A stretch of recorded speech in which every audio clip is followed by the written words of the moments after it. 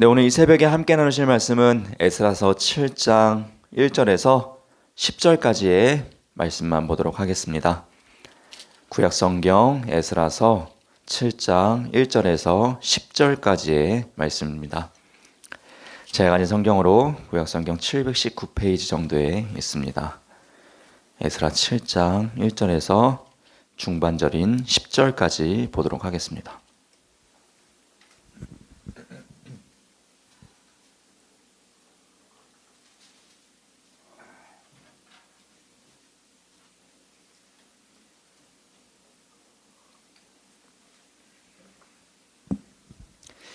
네, 에스라서 7장 1절에서 중반절은 10절까지의 말씀 한 절씩 교독하며 말씀 보도록 하겠습니다.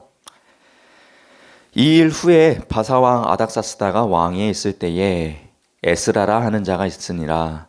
그는 스라야의 아들이요 아사라의 손자요 힐기야의 증손이요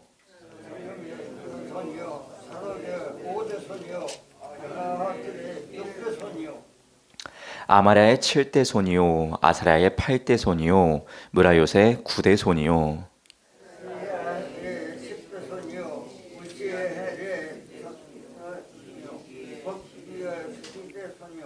아비수아의 13대 손이요 비느하스의 14대 손이요 엘르아살의 15대 손이요 대제사장 아론의 16대 손이라.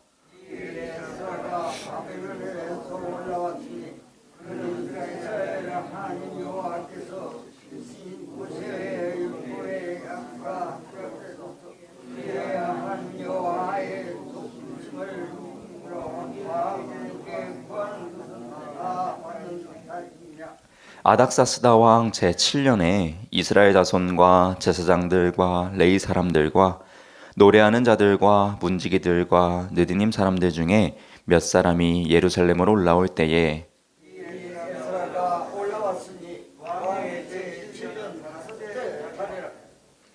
첫째 달 초하루에 바벨론에서 길을 떠났고 하나님의 선한 손에 도우심을 입어 다섯째 달 초하루에 예루살렘에 이르니라.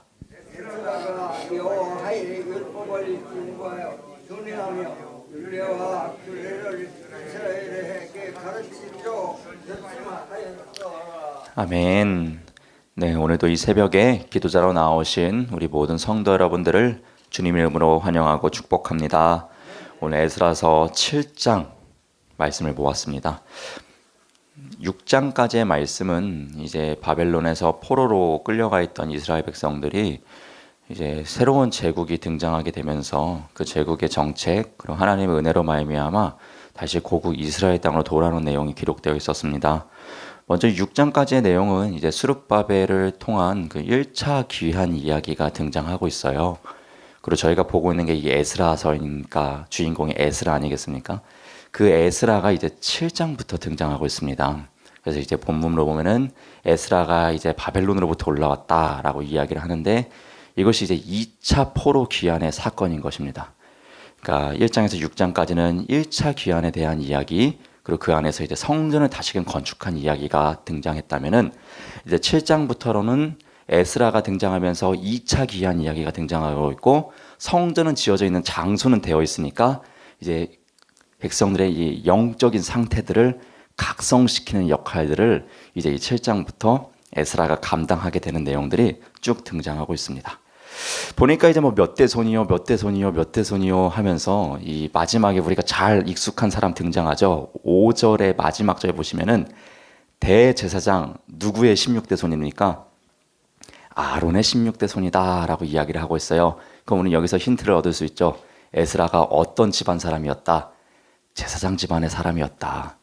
근데 이 제사장 집안의 사람, 하나님과 백성들의 중간 다리를 잘 역할하는 이 가교의 역할을 하는 대제사장 역할을 하던 에스라가 이제 잡혀온 상황이잖아요. 포로로서 살아온 사람이죠. 근데 이곳에서 신앙생활을 지키기가 쉬웠을까요? 쉽지 않았을까요? 당연히 쉽지 않았을 거예요.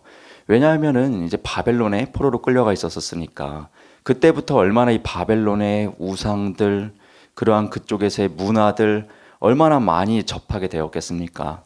근데 그 가운데서도 제사장 집안의 사람으로서, 그러니까 내 조상이 크리스천으로서 계속해서 이어져 왔는데 내 세상이 아무리 타락하고 아무리 세속적이어도 물들지 않는다라는 것은 참 쉽지 않다는 것인데, 물들지 않았다라는 것을 오늘 본문을 통해서 발견하게 돼요.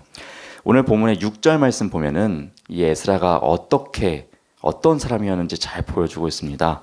오늘 본문 6절 말씀 다시 한번 제가 읽어보도록 하겠습니다. 초반절만 보시면, 이 에스라가 바벨론에서 올라왔으니 그는 이스라엘의 하나님 여호와께서 주신 모세의 율법에 익숙한 학자라고 이야기를 해요.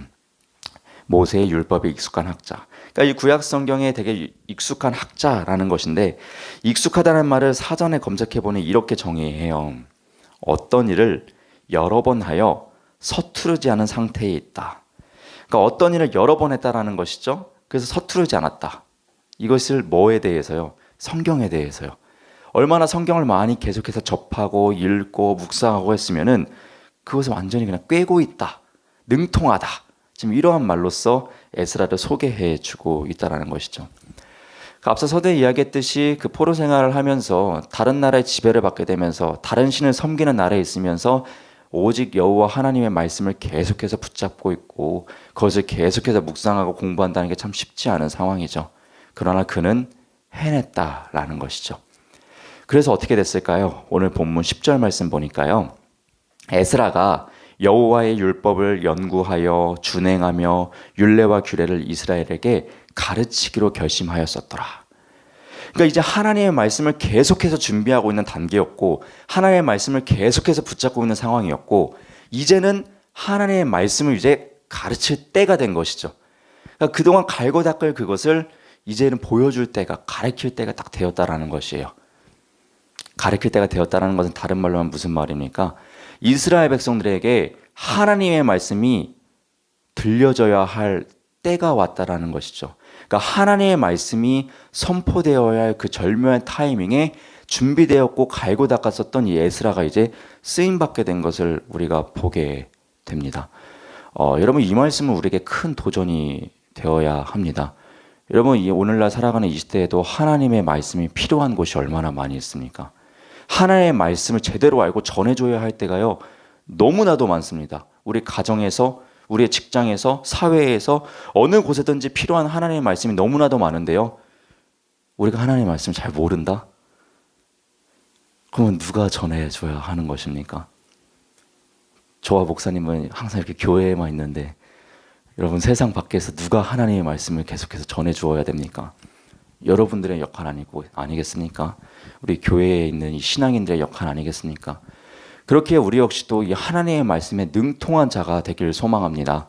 항상 성경 말씀을 묵상하고 더 알고자 하고 어떻게든 성경 한 구절 더 암기하고자 하면서 이 말씀을 능통하게 만들어서 하나님의 말씀 필요한 그곳에 하나님의 말씀을 전할 수 있는 그 귀한 에스라와 같은 선지자의 역할을 감당하실 수 있는 우리 모든 성도 여러분 될 수 있기를 주님의 이름으로 부탁드립니다.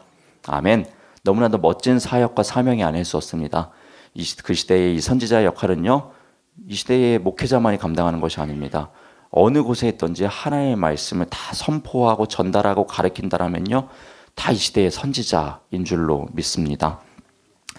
이처럼 에스라는 이러한 역할을 감당한 사람이었습니다. 또한 에스라는 또 어떤 사람이었는지 보니까요, 6절 후반절 읽지 않은 말씀 연이어서 보면, 그의 하나님 여호와의 도우심을 입음으로 왕에게 구하는 것은 다 받은 자이더니 라고 소개하고 있어요. 에스라는 어떤 사람이었습니까? 하나님의 도우심을 입은 자로서 왕에게 구하는 것은 다 받는 자였다라는 거예요. 그 세계 제국을 통치하고 있는 그 왕에게 구하는 것은 받을 수 있는 자다. 그 왕에게 있어서 에스라는 어떠한 존재였겠어요? 부탁을 해도 들어주고 싶은 그러한 존재였다라는 것이죠.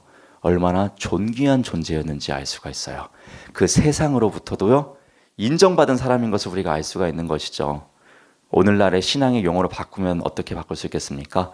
세상에 빛과 소금의 역할을 감당한 사람인 것이죠. 세상에 필요한 사람인 것입니다. 왕에게도 필요한 사람이니까요, 왕에게 구하는 것은요, 왕 역시도 다 부탁을 들어주는 것이에요. 그래서 이 부탁을 들어주는 그 구할 수 있을 정도로 신뢰받은 에스라가 2차로 포로 귀환할 때 리더로서 이렇게 돌아오게 되죠. 이 역시도 참 우리가 신앙인으로서, 같은 신앙인으로서 본받을 점이겠습니다. 같은 신앙인으로서에게만 인정받는 것이 아니라 그 세상 제국에 하나님을 모르는 왕에게도 인정받았던 그 사람. 우리 역시도 세상의 빛과 소금으로요, 칭함받았죠. 예수님은요, 우리에게 세상의 빛과 소금이 되면 어떨까 이렇게 말씀하시지 않으셨어요?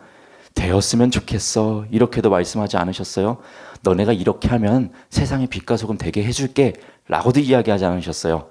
예수님은 우리에게요, 너희는 세상의 빛과 소금이다 이미 그렇게 칭해 주셨어요. 우리는 세상에 필요해야만 하는 쓸모가 있는 빛과 소금이다 라고 칭해 주셨다라는 것이죠. 이렇게 칭함받은 이 세상의 빛과 소금으로서 우리가 삶 속에서 정말 필요한 빛과 소금의 역할을 감당해내길 소망합니다.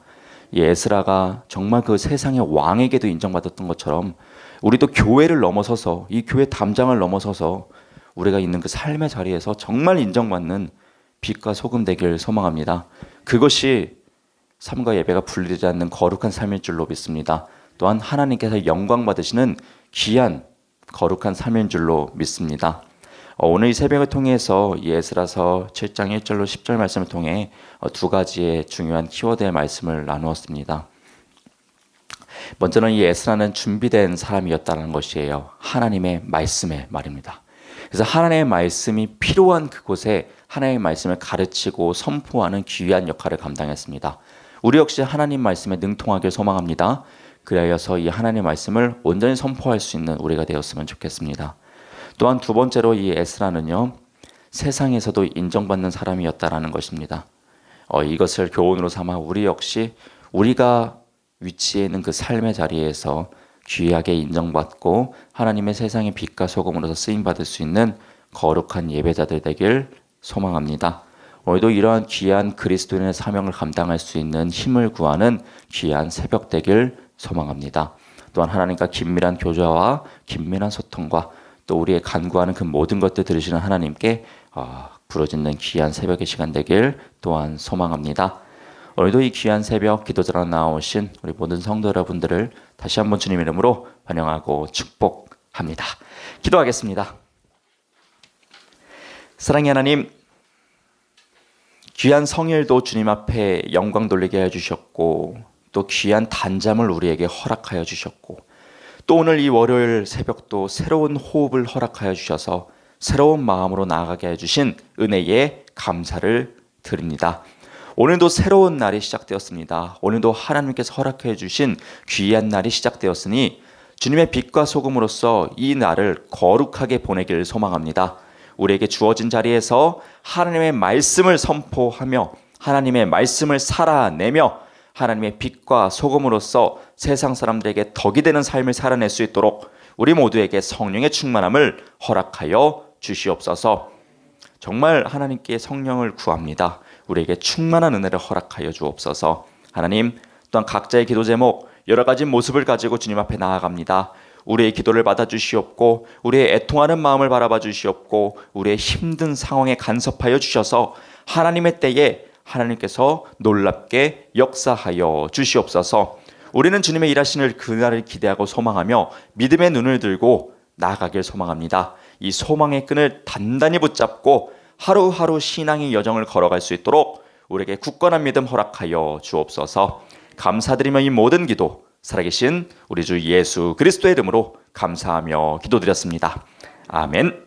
하늘에 계신 우리 아버지여, 이름이 거룩히 여김을 받으시오며 나라가 임하시오며 뜻이 하늘에서 이루어진 것 같이 땅에서도 이루어지이다. 오늘 우리에게 일용할 양식을 주시옵고 우리가 우리에게 죄 지은 자를 사하여 준 것 같이 우리 죄를 사하여 주시옵고 우리를 시험에 들게 하지 마시옵고 다만 악에서 구하시옵소서. 나라와 권세와 영광이 아버지께 영원히 있사옵나이다. 아멘. 오늘도 불러주시는 데 감사를 드립니다. 오늘 새벽 주신 말씀 붙들고 온전히 나아가길 소망합니다. 성령 하나님, 우리 기도 자리 가운데 함께하여 주시옵소서. 영과 진리로 온전히 나아가는 귀한 시간 되도록, 하나님과 연합하며 온전히 나아가는 귀한 새벽 될 수 있도록 역사하여 주시고 함께하여 주옵소서. 주님 감사합니다.